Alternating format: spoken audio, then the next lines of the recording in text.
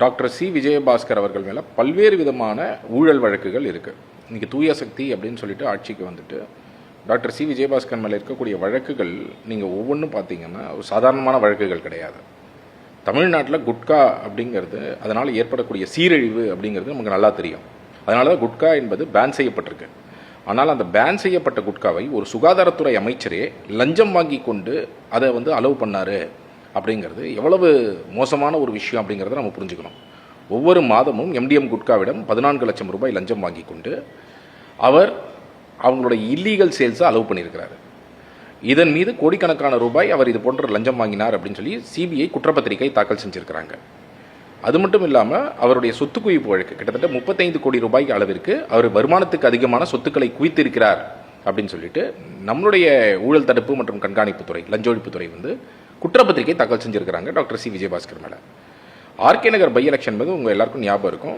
அந்த by election cancel ஆனதுக்கே மிக முக்கியமான காரணம் விஜயபாஸ்கர் இடமிருந்து அவருடைய இடங்களிலிருந்து பிடிப்பட்ட அந்த லிஸ்ட்டு.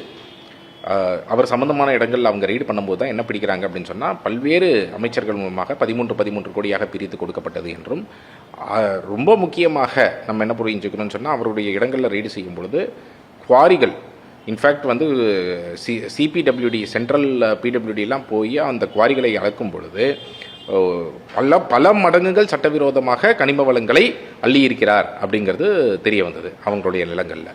ஸோ இந்த மாதிரி பல்வேறு விதமான குற்றச்சாட்டுகள் எஸ்ஆர்எஸ் மைனிங் இடம் இருந்து மட்டும் சேகர் ரெட்டியுடைய எஸ்ஆர்எஸ் மைனிங் இடம் இருந்து மட்டும் 85 கோடி ரூபாய் விஜயபாஸ்கர் அவர்கள் பெற்றிருக்கிறார் என்று வருமான வரித்துறை உயர்நீதிமன்றத்தில் தாக்கல் செஞ்சிருக்கிறாங்க.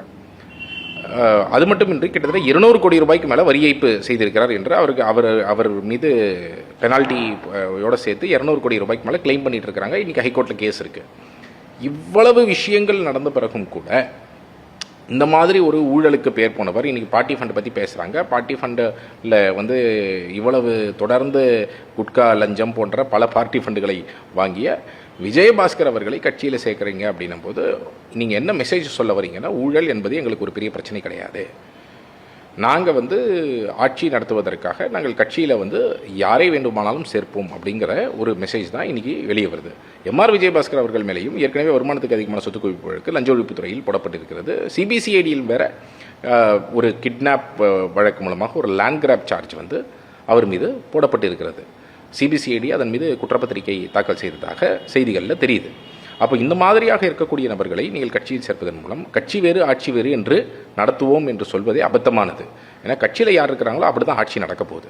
ஸோ கட்சியில் நீங்கள் ஊழல்வாதிகளை வைத்துக்கொண்டு நாங்கள் ஆட்சியை புனிதமாக நடத்துவோம் என்று சொல்வதில் எந்த விதமான அர்த்தமும் கிடையாது, அதற்கான சாத்தியக்கூறுகளே கிடையாது.